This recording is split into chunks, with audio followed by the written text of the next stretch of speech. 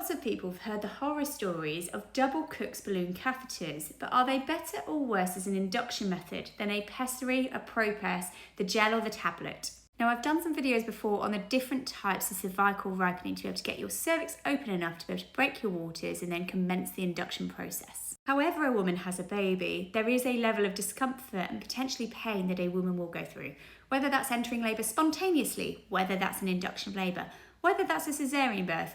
There is some degree of pain somewhere in that journey, whether it's before, during or after that birthing process. Of course, some women will buck that trend and have a lovely orgasmic birth, but they're in the minority. And before anyone accepts an induction, I highly recommend that you read Sarah Wickham's Inducing Labour or In Your Own Time book, because it has the whole lowdown about the benefits and risks of induction in general. And now, having seen the transition from prostaglandins over to Cook's balloons from professional experience now, I'm a big convert of a double balloon catheter method for cervical ripening, and here's why. So with prostaglandins, there are benefits and risks of using these. Pessaries, gels and tablets are all the methods that are used in terms of prostaglandins. What happens is a midwife will insert their fingers into the vagina, leave the ProPess behind. There's usually a bit of a flicking to try and get that ProPess to stay behind the cervix, and then remove your fingers without pulling the whole pessary out.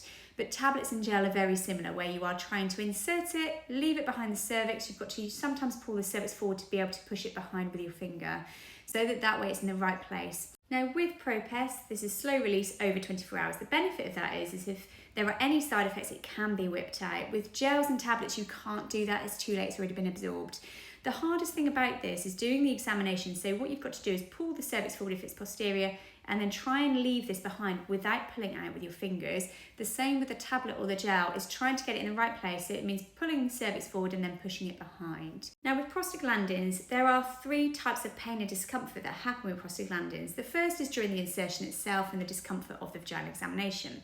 The second part is that prostaglandins most commonly dry out the vagina, cause itching, irritation. It can cause a reaction. The woman can feel like it's really red and burning and sore. Vaginas should be nice and moist for labour and birth, and prostaglandins often strip the natural secretions that are in the vagina that really help with vaginal birth. And the final problem with prostaglandins is it causes long-term irritability of the uterus. It can increase the chance of hyperstimulation. This is where the uterus contracts too much. If it contracts too much, it can increase the chance of the placenta coming away, a placental abruption, but it can also increase the chance of fetal distress, which can increase the likelihood of a category 2 or 1 caesarean birth if it's not stopped in time, because the uterus is being squeezed too much and the baby's not getting enough oxygen through the placenta and cord. And sometimes that pain can happen without dilating or opening that cervix at all. So women often need things like paracetamol, dihydrocodone, pethidine or diamorphine during the induction of labour process with prostaglandins like a ProPess, a tablet or gel.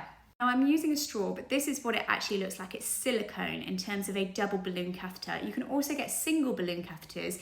They're slightly less effective because they don't inflate as much and they take a bit longer to mechanically dilate the cervix. The most uncomfortable part of the double balloon insertion is the insertion itself. It means usually being in lithotomy, so legs up in the air, and having usually a digital examination, so midwife still examining, bringing the cervix forward and gently guiding the double balloon catheter through the cervix. That's the most uncomfortable part, is the insertion. This is where I highly recommend you have gas and air. Have it to hand, learn how to use it, really utilise it, use affirmations and breathing techniques. It will take on average about 3 to 5 minutes for that insertion, depending on whether you've had babies before. Now if you've had babies before, your cervix is almost always open a little bit. This makes the insertion far more comfortable than if it's the first baby, the cervix is really far back, posterior behind the cervix. I've done videos before on how to induce labour naturally, and there are lots of methods to be able to open and dilate the cervix naturally before the induction of labour process, and that can make insertion of the double catheter balloon far easier if your cervix is slightly more forward, slightly more open. There are lots of ways that you can do things in pregnancy to help that. And then what happens is once that silicone balloon is through the cervix, the inside balloon is inflated and then the vaginal wall balloon is inflated. And what happens is it applies pressure to thin out, efface and soften the cervix. What it often means is with a double catheter balloon, the cervix is normally about 3 to 4 centimetres dilated once it's ready to come out at 12 to 24 hours after insertion. The uterine balloon is not the one that usually causes discomfort. It's the vaginal wall balloon that often causes the discomfort. And this can be titrated. You don't have to inflate it to the 80 mils that is the maximum amount. it can be inflated to 20, 40, 60. For every 20 mils, it's another centimetre. So 80 is 4 centimetres, 60 is 3. 40 is 2. So you want between about 40 to 80 mils in that balloon. Now, some trusts prescribe that you must have 80 in the uterus and 60 in the vagina, but it's remembering you are your individual person. It's better to be comfortable and keep it in, and to have less to the point where your cervix can be dilated mechanically through the double balloon catheter than sit in pain and discomfort and not having a great time. And interestingly, from all of the research, it shows that around 90% of women who have a double catheter induction report a positive induction of labour experience compared to prostaglandins, highlighting that yes, it is uncomfortable on insertion, not going to deny that by any means. Gas and air, like I said, really good. But after that, you haven't got your uterus contracting too much, you haven't got the hyperstimulation, you're less likely to have a baby who decelerates and drops their heart rate because they're being squeezed too much without the oxygen supply there. It's a more gentle way of starting an induction of labour. There's less 0 to 100 miles an hour of pain and discomfort. You're not contracting for 2 or 3 days with prostaglandin after prostaglandin.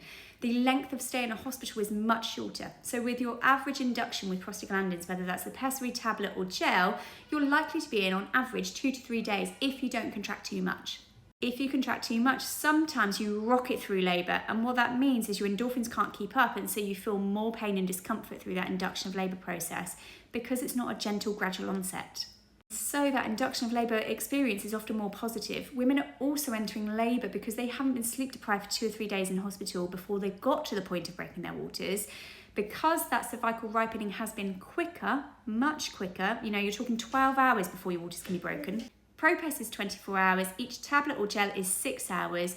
Most women will need about 2 or 3 prostaglandins to be able to open up their cervix. So you're talking 30 to maybe 36 hours without any delays from a unit perspective to be able to get you to breaking your waters.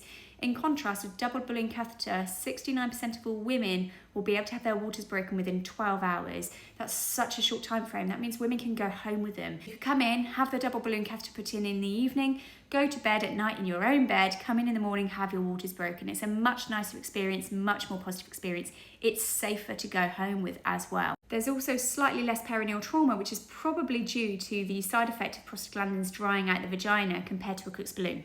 Now, overall, the length of the induction of labour to birthing your baby process is roughly quite the same. And the reason being, with prostaglandins, it's primed your uterus to be able to help it stimulate more when your waters are broken, but also in terms of starting the oxytocin drip. In contrast, with a catheter balloon insertion, it can take a little bit longer to get you really established in labour. So it might mean that you need a little bit more oxytocin, you might need a bit more time after your waters are broken to try and help move things along.